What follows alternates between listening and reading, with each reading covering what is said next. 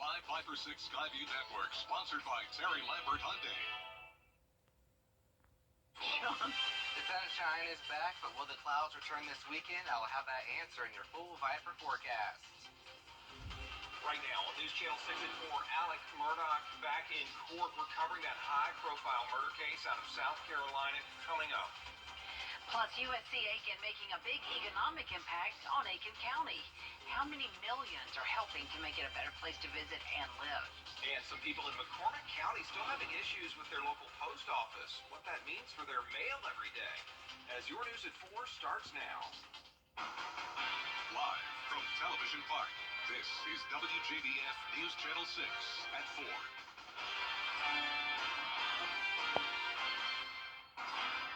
I'm Brad Means. And I'm Jenny Montgomery. Thank you so much for joining us. Coverage you can count on begins with the Murdaugh murder trial in South Carolina, and today bank documents shared in court apparently showing Alec Murdaugh was millions of dollars in debt when his wife and son were murdered back in June of 2021. Today the prosecution continues to push for alleged financial crime evidence to be allowed in Murdaugh's double murder trial. Jason Raven tells us what happened today in court. Well, state prosecutors say the uncovering of Alec Murdaugh's financial situation could have played a role in the killing of his wife and son. They accuse Murdaugh of committing the murders to buy himself some time and sympathy. Friday morning, the trial resumed without the jury present. Judge Clifton Newman is allowing witnesses from the prosecution to share some of these alleged bad acts, and he'll rule what, if any of this testimony would be allowed in the double murder trial in front of jurors. First up was the Palmetto State Bank CEO. He said Murdaugh was receiving big loans from their bank with little or no paperwork at all and had overdrafted some accounts and was millions of dollars in debt. Later, the son of the Murdaugh's former housekeeper took the stand. Michael Satterfield testified that Murdaugh stole millions of dollars following a settlement in his mom's death at the Murdaugh's home in 2018. Had he ever told you that there was an umbrella policy for $5 million? No. Did he ever mention to you anything about forge? No. Did he mention anything to you about structuring any settlement? No. Did you give him permission to steal your money? No. With the jury back in the courtroom, Paul Greer from SLED, who examined the guns, ammo casings, and other evidence found at the Murdaugh property, was on the stand. I'm Jason Raven reporting. Here at home, we have an update on the Richmond County suspicious death that occurred yesterday. We told you about this. 35-year-old Brandon Dominique Marshall was found in one of the rooms of the Motel 6 off Boy Scout Road. The coroner's office is investigating Marshall's death, calling it suspicious. An autopsy has been scheduled. And still no suspects named after a man was killed in Olar, South Carolina. He was found shot to death Tuesday night. Police got the call to 5th Street, where they found the victim in a car. SLED is leading this investigation. An investigation is underway in Warrenville after an early morning house fire. It broke out around 6:45 on Railroad Street. We're told no one lived in the home, and it is the second time it's caught fire. No injuries were reported. It is time now for a first check of the forecast. And meteorology 50s, but it won't last for very long. I'll have the answer when the next rain chance will come up, coming up. All right, Miller, thanks a lot. People all around the world getting set to mark World Cancer Day. The event actually takes place Saturday, and it is an opportunity to raise awareness about cancer, a disease that affects so many people. It's all about early detection and prevention as the spotlight is on the disease tomorrow. This is important annually because cancer never sleeps. Cancer continues worldwide. It is a leading cause of deaths, and 40% or more of cancers can be prevented. So that's another reason why we need to raise awareness about cancer. World Cancer Day started back in 2000. Breast cancer, the most common form of cancer in the United States. U.S. Senator John Ossoff in Thompson today announcing plans for some much-needed infrastructure. Hannah Latier joins us from First Avenue with details. Hannah? This avenue and Main Street have had stormwater flooding issues for years, but a new flood mitigation system could change all that. This video was taken by Janet Roberts, who lives on this street. She tells me her yard has flooded as much as 4 inches during heavy rain and has frequent standing water. After the McDuffie County Administrator started the process and Janet and other people who live in Thompson sent him letters, Senator Ossoff secured bipartisan support for the project in the fall of 2022. The plan is to put in an underground detention vault that will capture the water and release it over time, and it was developed by a UGA engineering student. We're all ecstatic on First Avenue that the problem's finally going to be addressed. You know, my tiny little home is only 849 square feet, but you know, it's home. The McDuffie County Administrator tells us that the project should be completed in the next 18 to 24 months. Live in Thompson, Hannah Latier, WJBF News Channel 6. A community in McCormick County, South Carolina, planning to protest a possible cutoff of their mail service. It would be for Savannah Lakes residents. They could lose their mail service come February 10th. That's from the McCormick Postmaster, and people are not pleased. What we're trying to do with this rally is bring attention to all the problems we're having and the way we're being mistreated, bullying, you know, and intimidating and basically holding us hostage for our mail. I mean, you can't make this stuff up. And so if we could get some attention, the court of public opinion will work. And by getting it out there, the higher up managers of the post office will see, let's get this resolved. It's not good for anybody. The rally is going to be held next Thursday at noon at the McCormick County Post Office. Today, we're learning more about the economic impact USC Aiken is having on Aiken County. Statewide, it's about $360 million. Nearly $248 million of that stays in Aiken County.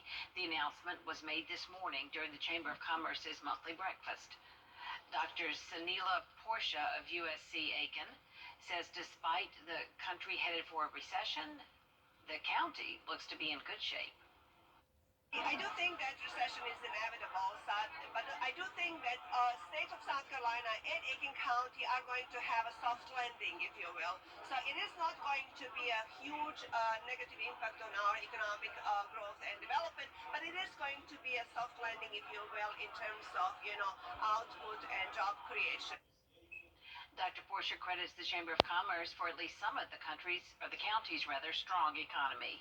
A local school giving students a glimpse of the real world for National Job Shadowing Day. Kids at Richmond County Technical Career Magnet School learn all about different career opportunities and the skills that they'll need to succeed. Here's Nikita Dennis. At least 27 of our students every other day is a National Job Shadow Day because we have students who are involved in work-based learning opportunities all school year. So they get an opportunity to do that full-time as students here at our school. Keyshawn Hunter is the principal at Richmond County Technical Career Magnet School. She says although the school is no stranger to career learning, for National Job Shadowing Day, they decided to dig deeper. We have a vast assortment of career pathways that students can choose from. And our mission, and we start each day with reciting that mission, and that is to prepare the students of today to become the skilled professionals of tomorrow. The school allows students to shadow jobs in engineering, film, cyber, and others. We also have a world languages pathway here. So we have students who are interested in that as well. And a major thing that we have going for us is the Cyber Academy that we have housed right here. Hunter says she wants to make sure students get plenty of exposure when choosing a career after graduating. But one thing that I'm really proud of with our students is that by having those work-based learning opportunities, they understand what it's like to work in the workforce, the importance of having good customer service. If you are looking for a job this weekend, you may be able to find one with the Aiken County School District. Tomorrow, a mega hiring event will be held at Aiken High from 8 a.m. until noon. There are a lot of open positions, including teaching, transportation, and food service. At tomorrow's event, you'll get to network and interview with several schools in the system.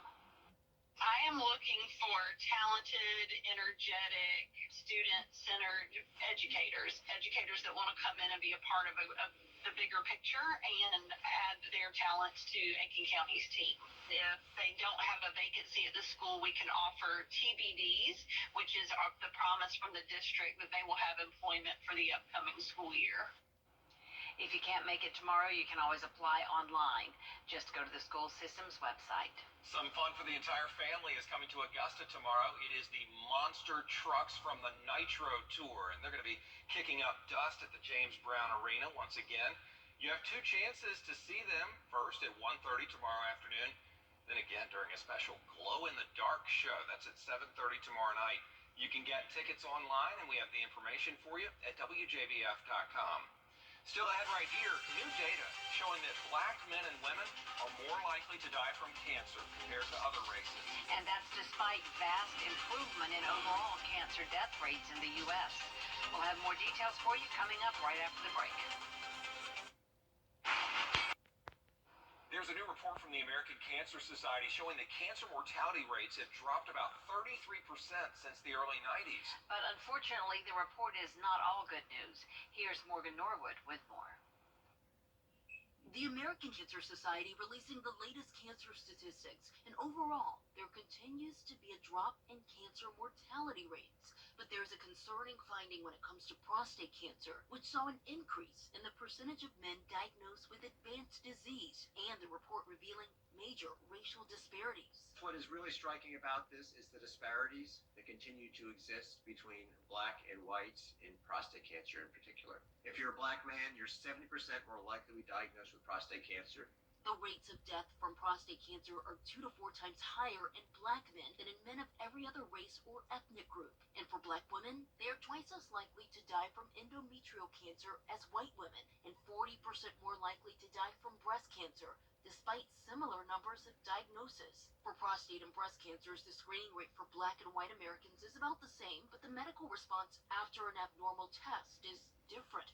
We're concerned that oftentimes that blacks are not being followed up in the same way and always given access to the same treatments. The American Cancer Society will be conducting research to learn more. One thing the American Cancer Society is doing is launching a cohort of 100,000 black women to follow them, over time, looking at risk factors for cancer development. And launching a new program called Impact. Impact is improving prostate cancer mortality together. It's a major effort. It's multi-year, and our goal is to decrease mortality for all and shrink the disparity gap amongst blacks and whites. Morgan Norwood, ABC News, New York. Coming up, we're going to take a look at the weekend forecast. Meteorologist Miller Hyatt is next. Stay with us. I'm attorneys. We head into the middle portion of the week with warmer temperatures up into the 70s, so feels like spring. Maybe the groundhog in Georgia was right. We'll see. We're pulling from Beauregard, yeah. Yes. Thanks, Norm. Glad you're here. Thank you. Coming up, new plans could be coming to the Columbia County Performing Arts Center. We'll hear what the general manager had to say about the future of that facility right after the break. See the big C today.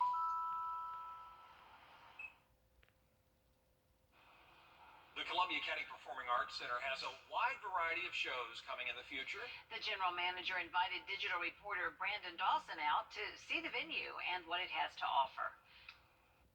The Columbia County Performing Arts Center has been around since May of 2021, and they host a variety of events from Broadway, concerts, to local benefits. With the facility being relatively new, General Manager Josh Small wanted to invite us out to take a look at everything the venue has to offer. We want to help provide, a lot of cultural arts improvements for the area.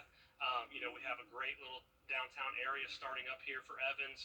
We're right across from Evans Town Center Park. There's a lot of different local businesses coming to the area, so we really want to, add some extra excitement and extra entertainment options for the area. The Columbia County Performing Arts Center has a wide variety of shows coming to the stage, and everything inside the center is top of the line. Everything is brand new, and we have state-of-the-art production. All the lighting is brand new, and we have really high-end acoustical features throughout the whole facility. Patrons that have come to the Performing Arts Center have been impressed. You know, they're really appreciative of the facilities. They're appreciative of the seating. There's really not a bad seat in the house. Even if you're up in the upper balcony, it's still a great view. Some of the reactions that I'm hearing are, gosh, you know, this is my first time coming, and it's such an enjoyable experience. And I love to hear that, you know, not only from Columbia County residents, but Richmond County residents as well. You're really going to be wowed from the moment that you step in the front door to the moment you walk inside the theater and the moment you leave. The Columbia County Performing Arts Center is a great addition to the area, so if you're looking for a new place to take in a show, it's definitely something you'll want to check out. You know, I encourage everyone to come out once, and I think once you come out once, you're going to be hooked. Brandon Dawson, WJBF News Channel 6. There is more coverage you can count on coming up next on News Channel 6 at 4. Live 5 for 6 Skyview Network, sponsored by Terry Lambert Hyundai. Well, finally some sunshine today. Boy, that sure was pretty to look at, although it was a little bit on the chilly side. The good news is, thumbs up. Much warmer temperatures headed our way next week, where we could see the 70s. Details in that 5 or 6 forecast straight ahead. Right now on News Channel 6 at 6, dozens of people in McCormick County say they're not getting their mail after years of complaining. We're digging deeper into why this is happening. Plus, Georgia Senator John Ossoff making a stop in Ectopic County to discuss upgrades to stormwater infrastructure. How these upgrades will help fix flooding woes in downtown Thompson. I'm George Esplin Augusta. Over and over again, it's Groundhog Day. Out there somewhere, your news at 6 starts now. Live from Television Park, this is WJBF News Channel 6 at 6. Good evening, everybody. I'm Brad Means. And I'm Jenny Montgomery. Thank you so much for joining us. Coverage you can count on begins with people in McCormick County planning a protest. They say their mail service is about to be cut off. Tiffany